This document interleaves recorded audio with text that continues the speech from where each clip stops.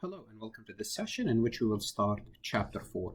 Chapter 4 deals with long-term financial planning and growth. Make sure to read the first section, what is financial planning. And in this session, what I'm going to do, I'm going to look at financial planning models, and it's going to be a first look. And a first look means it is a simplified model that we're going to introduce ourselves to this process. That in the next session, we're going to look at something called the percentage of sales approach, which will be a little bit more advanced example than the one we're going to illustrate here. We start slow, then we move into more advanced concept. So let's go ahead and get started. So what is financial planning? And basically, let's take a look at it. Just as companies differ in size and product, the financial planning process will differ from firm to firm. So obviously, it's not the same in every firm. In this section, we will discuss some common elements in financial plans and develop a basic model to illustrate these elements. Now, as we said, each company will prepare their financial planning a little differently, but there are some common elements, and that's what we'd look at. We would look at the overall picture, okay? What follows and what's going to happen now is just a quick overview. Later section will take up various topics in more detail. So this is an introduction basically to the ingredient of financial planning. Okay, so we're going to look at the ingredient. What do we need? What are the elements? What are the elements of the puzzle? It's more like a puzzle. It's going to be like a puzzle. Okay. Most financial planning models require the user to specify some assumptions about the future. So we're going to be making assumptions. Remember, planning is planning for the future. And do you know the future? No, we don't. So we're going to make certain assumptions.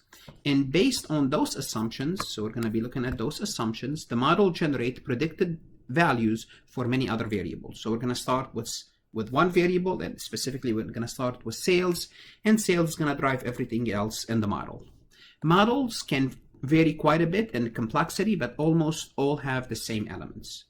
And what are some of the same elements? The first element in any model is what we called sales forecast. So basically what we're going to learn is sales drives everything else. So sales is the driver.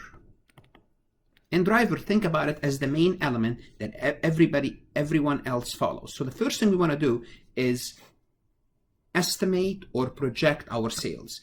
Now you might be asking, how do we do so? Well, there are many ways that you can predict your sales, and none of them are 100% accurate. One, you can talk to your salespeople.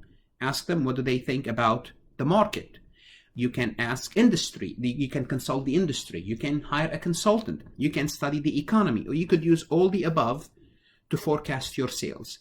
But you have to start with sales. So almost all financial plans require an externally supplied sales forecast. In our models that follow, we're going to work a model. The sales forecast will be the driver, meaning that the users of the planning model will supply this value, and most other values will be calculated based upon it. That's always true. Sales is the driver because sales is going to drive your expenses. It's going to drive your production. It's going to drive your raw material. If you're producing, if you're manufacturing something, it's going to drive your overhead. It's going to drive everything else. This arrangement is common for many types of businesses. Planning will focus on projected future sales and assets and the financing needed. So basically, we need to focus on three things, which we'll talk about them. First thing is sales. We'll start with sales. And because you have sales, what you're going to need maybe more assets. So we're going to look at your assets, and you're going to need both current assets and fixed asset. Then you're going to need a third item, and you're going to need financing. So let me say this one more time in a different way. So we're going to say we're going to project sales. First thing we're going to do is we're going to project sales. Then sales will need additional assets to operate the business, to make sure we have the inventory on hand, the supplies, the property, plant, and equipment. So we might need more assets, and those assets could be current or it could be fixed, but we need to know what they are. Then to finance the assets, we need sources of funding. We need money. And this is what we have to worry about in a nutshell. Okay? Frequently, how is sales provided? Frequently, sales will be given as a growth rate. So we're going to be dealing with percentages. So when we look at sales, they would say sales increased by 10, 15, 20%. So it's going to be a growth rate, and rate is a percentage rather than an explicit sales figures. Okay? Then, okay, these two approaches are essentially the same because we can calculate projected sales once we know the growth rate. And if you're given a dollar amount, you could go back and project the sales rate. So for example, if they told you sales increased by 10%, well, you know sales increased by 10%. If they told you sales, it's going to go from 1,000 to 1,500, you can find out it's 500. 500 divided by 1,000, you can find the rate. So either the dollar or the rate will give you the rate. It doesn't matter. Obviously, the rate is the rate right there. It's given to you. Perfect sales forecast is not possible, of course, because we don't know the future. Because sales depend on uncertain future state of the economy, state of your industry, competitors, so on and so forth. To help a firm come up with its projection, some business specializes in macroeconomics and industry projection. Or you could ask your salespeople, what do they think? Because they know the most, because they're on the front line. As we discussed previously, which is in the prior session, we frequently will be interested in evaluating alternative scenarios. So it's not necessary, crucial, that sales forecasts be accurate. Of course, you're going to maybe have 3 scenarios: best case scenario, neutral scenario, and worst case scenario. In such cases, our goal is to examine the interplay between investment and financing. Investment means the assets. So you're going to say, if sales went up, how much assets do I need? And how much financing do I need? If sales goes down, you have to do the same thing. So they're all interrelated. Okay, so they will all interact with each other. So that's what you have to keep in mind. What we do when we have projection, we're gonna prepare something called a pro forma statement, which we would look at in this session shortly. What is a pro forma statement? A financial plan will have a forecasted balance sheet and an income statement as well as a cash flow. These are called pro forma statements. What is pro forma financial statements? Basically, it's a projected. Think of pro forma as projected, not real, projected. Because when we look at the balance sheet, the way we know the balance sheet, when we look at the income statement, the way we know the income statement, they discuss the past. They discuss the past, something that happened in the past. The pro forma, basically, it's showing you what things would look like if certain things occur. So it's a projected. It's called a pro forma. So the phrase pro forma literally means as a matter of form. Think about it as what if. I like to think about a pro forma as what if financial statement. In our case, this means the financial statements are the form we use to summarize the different event projected for the future. So it's going to show us what could happen.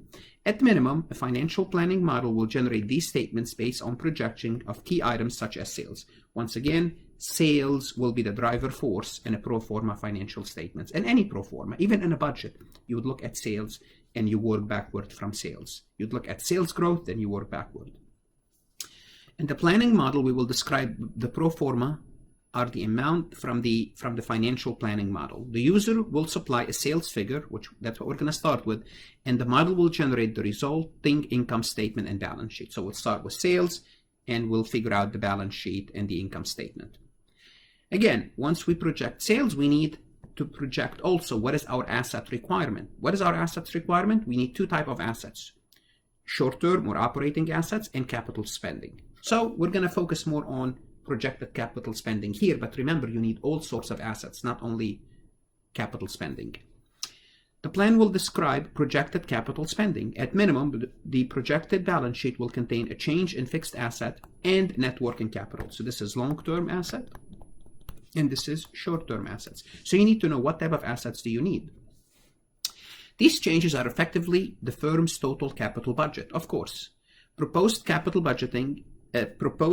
spending in different areas must be reconciled with the overall increase contained in the long range plan. Of course, at the end, you want to make sure that what you projected and what's happening with sales, they would reconcile.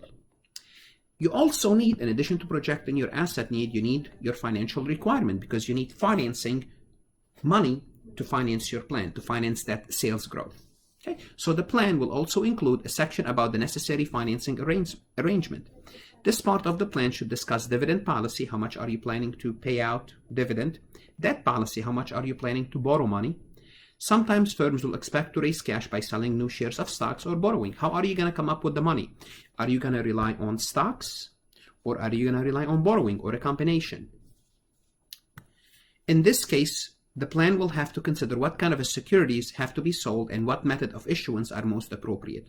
And we're going to talk about those subjects, how do we finance our company, later on in part 6 of our book, which will discuss long-term financing, capital structure, and dividend policy. What's the optimal capital structure? Should we rely more on debt? Should we rely more on equity? How much dividend should we pay out? That's a topic on its own later on. But this is basically, we are setting the ground for that. And we're going to have at the end a plug. We have to have a plug. And what is the plug? The plug is basically a number that we need to make sure the balance sheet balances. Okay? And we're going to work with different scenarios today just to kind of show you how it works. So what is the plug? After the firm's sales forecast and estimated requirement of the spending on assets, some amount of new financing will often be necessary because the projected assets will exceed the projected liabilities and equities. So what happened is this, and we're going to see this in numbers. Once your sales, assuming goes up, well, if you generate sales, you're going to generate sales either through cash or through account receivable. And both of those are assets. So what happened? Your sales goes up. So on your balance sheet, your assets going to go up. On the other side of the balance sheet, you're going to have your debt and you're going to have your equity. So if your sales went up, what's going to happen? On this side of the equation, something should go up, a combination or only equity or only debt, but you have to increase the other side of the balance sheet. And what's going to happen for now, we're going to use this as a plug. So basically a plug means we could say, well, we're going to increase our equity, pay down the debt, or put everything in equity, keep the debt the same. So somehow we're going to have to balance it, and it's going to be a plug because the balance sheet will no longer balance. Okay. Why? Because new financing may be necessary to cover all the projected capital spending. A financial plug variable must be selected. The plug is the designated sources or source of external financing needed to deal with the shortfall, or we could have a surplus. So sometimes we might have a shortfall that we need the debt or the equity to cover the shortfall, or sometimes we might have so much cash on hand that we're going to have a surplus. So it's either we're going to have a surplus or a shortfall. It doesn't matter. It's going to be a plug either way. For example, a firm with a great number of investment opportunities and limited cash flow may have to raise new equity. So if we have a lot of opportunities, what's going to happen, and we don't have enough money to finance it, then we're going to need cash. Other firms with few growth opportunities and a lot of cash, they will have a surplus, and thus what they would do, they might pay dividend or they may pay down their debt. So depending on the firm, the plug, depending if we need cash or if we have extra cash, we're going to pay down our debt or pay out the extra cash and dividend. Okay. In the first case, when we are short, external equity is the plug variable. So we need some external funding. In the second, the dividend is used. So basically here what we're saying is, if we need money, we're going to raise it through stocks. If we have extra cash from our plan, we're going to pay dividend. Very simple. So now we're going to look at economic assumptions. The plan will have to state explicitly the economic environment in which the firms expect to reside over the life of the plan. Because you have to look at the economy. If the economy tanks, your plan, your optimistic plan, you have to throw it in the garbage. Okay? So the economy, of course, plays a role into your financial planning.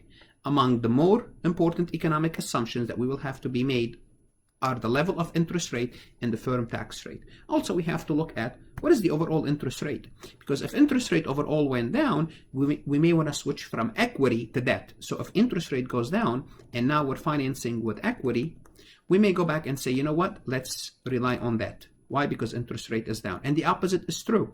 If interest rate goes up and we avoid that and we move to equity.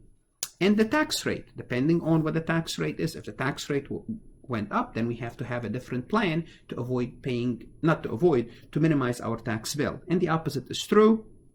We want to kind of collect all our taxable income and apply the tax rate this year because the rate is low. So what we're going to do, we're going to begin our discussion of a long-term planning model with a relatively simple example. It's going to be the Computer Field Corporation financial statement from the most recent year as follows.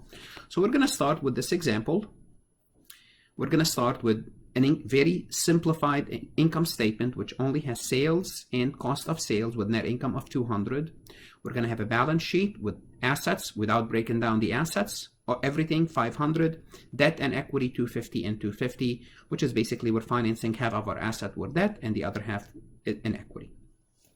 Unless otherwise stated, the financial planners at Computer Field assume that all variables are tied directly to sales. So this is important. So let me just highlight this to make sure we could work the example appropriately. So what we're going to assume is all variables are tied directly to sales. So what happened to sales affect everything else, affect cost of sales, affect assets, and basically assets will affect equity and it will affect debt. So everything is tied up in sales. This means that all items will grow exactly at the same rate as sales. It's not only they're tied up to sales, we're going to assume there is a direct proportion. So if sales went up by a certain percentage, everything else changes in the same percentage. We're making this assumptions. That's not true. And we're going to see in the next session, we're going to change that assumption. But to kind of start a financial model, we're going to assume that everything works in conjunction with sales. That's not true in the real world. That's not true even in the next session. But we're going to be, obviously, this is an oversimplification. We will use this simplification to make the point. Okay? We're going to start by assuming sales increased by 20%. Okay, so this is the assumption that we're going to start with. And what I did, I prepared the balance sheet right here. So I have the same balance sheet that you have in the book. Basically, net income is sales minus cost of goods sold. Assets are 500. Debt is 250. Equity is 250. Okay, and let's do what we called, you remember we talked about the pro forma financial statement, and what's the pro forma? What if. Now we're going to do what if financial statement. And what did we assume? We assumed that sales, this number, it's going to increase by 20%. So I'm going to take sales multiplied by 1.2 to make it increase by 20%. Now what happened to sales? Sales is 1,200 rather than 1,000. This is the projection. Now, what's going to happen to cost of goods sold? Again, everything changes in conjunction with sales. Therefore, cost of goods sold increased by 1.2. They have a direct relationship. What does that mean? It means our income statement, net income, is $240. This is what net income is. Let me just change this. Net income is 240.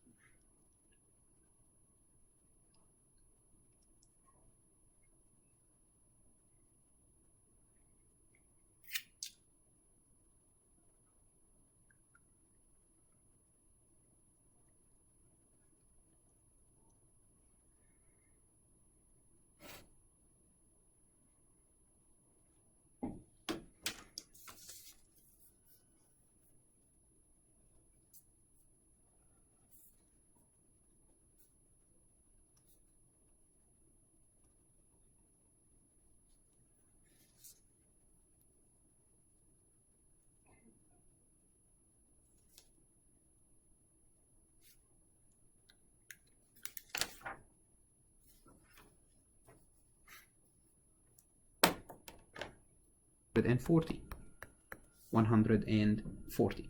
So this is the assumptions that we made in this example. This is the assumption because you want the balance sheet and the income, the balance sheet to balance, and you want net income to affect the balance sheet appropriately. So remember, net income went up, equity should go up by the same amount unless you are paying out dividend. If you are paying out dividend, then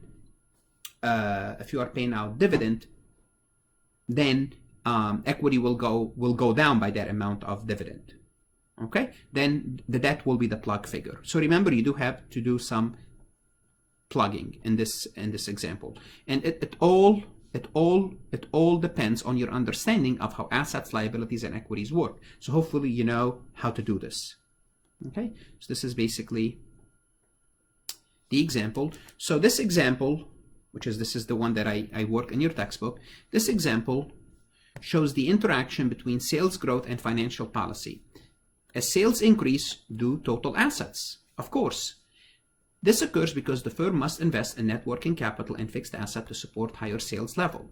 And also when sales increase, when sales goes up, either your cash or your AA, not either, your AR, either or together they go up as well. So you have more assets. Because assets are growing, total liabilities and equities will grow as well. Okay? The thing to notice in this simple example is that the liabilities and owner's equity change depending on the firm financing policy. So in the first assumption, what did we assume? We assume we want to keep 50-50. We want to keep the balance sheet, the capital structure of the company is 50% coming from debt, 50% coming from equity. In the next example, we kept all the income and we paid down the debt. The growth in assets require that the firm decide on how to finance that growth. This is strictly a managerial decision. Note that in our example, the firm needed no outside funds. Of course, because we have plenty of funding. This won't be usually the case, so we explore a more detailed situation in the next session. So get ready for a little bit more advanced example. If you have any questions, any comments, by all means email me or see me in class. Read your book.